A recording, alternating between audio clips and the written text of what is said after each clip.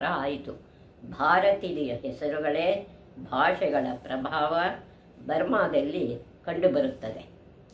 ಇಲ್ಲಿ ಭಾರತೀಯ ಹೆಸರುಗಳು ಮತ್ತು ಭಾಷೆಗಳ ಪ್ರಭಾವ ಎಲ್ಲ ಬರ್ಮಾ ದೇಶದಲ್ಲಿ ಕಂಡುಬರುತ್ತೆ. ಬರ್ಮಾದ ಮೊದಲನೇ ಶಾಸನಗಳು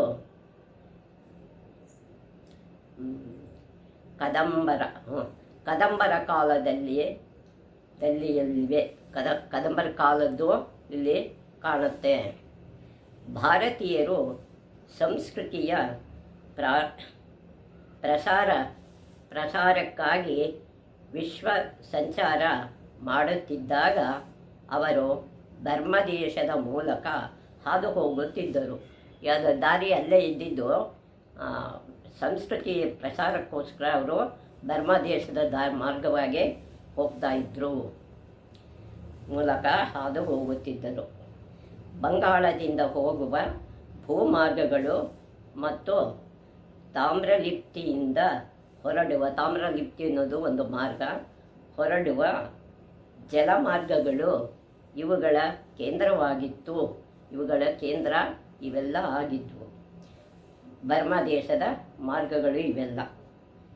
ಗುಪ್ತರ ಕಾಲದಲ್ಲಿ ಇಲ್ಲಿ ಅಸಂಖ್ಯ ಬೌದ್ಧ ಸ್ತೂಪಗಳು, ವಿಷ್ಣು ಮತ್ತು ಶಿವ ಮಂದಿರಗಳು ನಿರ್ಮಿಸಲ್ಪಟ್ಟವು. ನಿರ್ಮಾಣ ಇಲ್ಲಿ ಆಗುತ್ತೆ.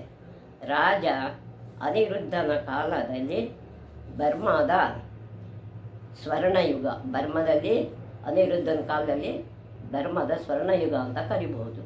ಅವನ ಪತ್ನಿ ಪಂಚಕಲ್ಯಾಣಿ ಅನ್ನೋ ಹೆಸರು ಅವಳದು. ಎಂಬುವಳು ಬಿಹಾರದ ರಾಜಕನ್ಯೆ, ಬಿಹಾರಿನ ರಾಜನ ಮಗಳು ಅವಳು. 1885ರಿಂದ 1935ರವರೆಗೆ ಬರ್ಮಾ ಬ್ರಿಟಿಷರ ಭಾರತದ ಭಾಗವಾಗಿತ್ತು. 1885ರಿಂದ 1935ರವರೆಗೆ ಬ್ರಿಟಿಷರು ಭಾರತದಲ್ಲೇ ಇದನ್ನು ಇಟ್ಕೊಂಡಿದ್ದರು. 1935ರಲ್ಲಿ ರಾಜ್ಯಾಂಗ ಸುಧಾರಣೆಯ ಮಸೂದೆ ಬರ್ಮಾವನ್ನು ಪ್ರತ್ಯೇಕಿಸಲು ಅವಕಾಶ ನೀಡಿತು. 1935ರಲ್ಲಿ ರಾಜ್ಯಾಂಗದ ಪ್ರಕಾರ ಬರ್ಮಾವನ್ನು ಬೇರೆ ಮಾಡುತ್ತೆ. 1948ರಲ್ಲಿ ಪ್ರತ್ಯೇಕ ಗಣರಾಜ್ಯವಾಯಿತು. 48ರಲ್ಲಿ ಅದು ಗಣರಾಜ್ಯ ಆಯಿತು. ಇಲ್ಲಿನ ಮಂಡೇಲಾ ಸೆರೆಮನೆಯಲ್ಲಿ ಲೋಕಮಾನ್ಯ